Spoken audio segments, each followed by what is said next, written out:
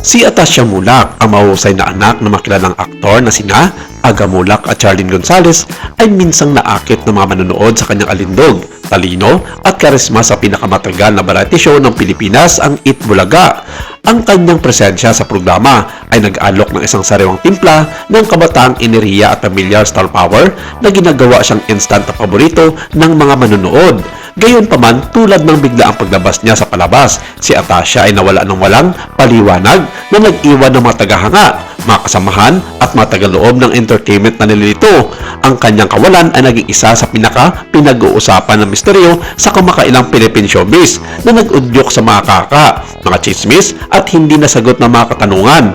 Unang gumawa ng marka si Atasha Mulak sa Itbulaga bilang isang teenage personality. Ang kanyang maagang mga pagpapakita ay nagpakita ng likas na kakayahan para sa live na telebisyon, mabilis na pag-iisip, isang mapaglarong presensya sa entablado at ang kakayang kumonekta sa madla sa mga paraan na pinamamalaan ng ilang mga batang bituin.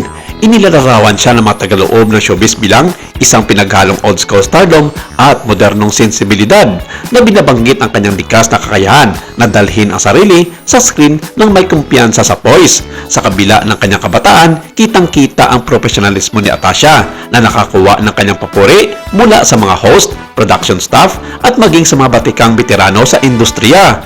Mabilis na napansin ng mga taghanga ang kanyang lumalagong impluensya sa palabas, ang social media buzz sa mga clips ng kanyang mga segment kung saan marami ang pumupuri sa kanya bilang isang promising na bagong henerasyon ng mga performer na nagdadala ng legacy ng pamilya Mulak.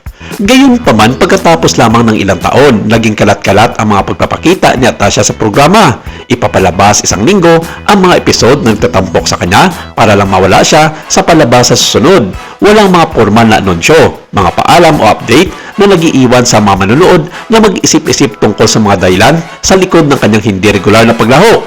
Ang hindi pagkakapare-pareho ay nagdulot ng mga alingaw-ngaw. Ang ilan ay nag-isip na maaring siya ay tumutuon sa kanyang pag-aaral, habang ang iba naman ay nagmumungkahi ng mga salungatan sa likod ng mga eksena sa mga producer o ang presyo ng live na telebisyon. Ang mga seksyon ng komento sa social media ay puno ng mga taghanga na nagpapahayag ng pagkalito at pagkabigo, kung saan marami ang nananangis sa kawalan ng transparency mula sa palabas o sa pamilya ni Atasha Mulak.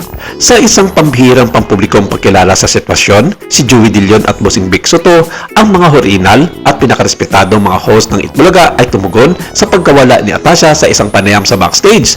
Ang kanilang mga komento na inilarawan bilang kalahating biro, kalahating seryoso ay nakakuha ng malaking atensyon mula sa pereyong press at social media.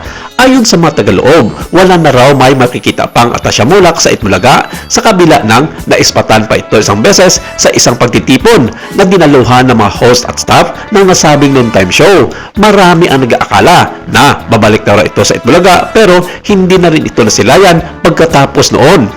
Sa mga ulat ng ilang mga showbiz online news portal, sinabi ng mga ito na hindi na raw pinarinyo pa ng kontrata ang anak ni Aga at Charlene sa Itbulaga na natapos na noon pang Setyembre na nakarang taon. Ito ay sa utos na rin mismo ni Vic Soto at Joey De Leon na siya ang head ng talent at marketing department ng nasabing pamunuan.